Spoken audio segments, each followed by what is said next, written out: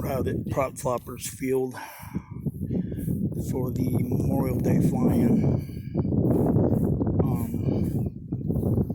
Got quite a few planes out here, not a whole lot, but we got a few. Nick and Mark, they're not here today, but we got several Warbirds. Unfortunately, it's just really windy. So, hey guys. Hey, what's up, Jody? You're on Candid Camera. Or Prop Floppers Cam. We're checking out our rain coming. Prop Floppers Cam. These are my fleet. My F9F Panther, T28, P51, F4F Wildcat, and my Baba Black Sheep Corsair, and then Mark's T28.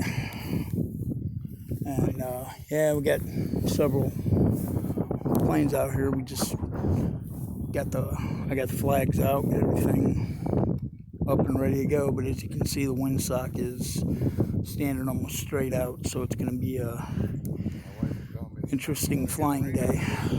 So anyway, this is our tribute for Memorial Day 2023, and we do this every year.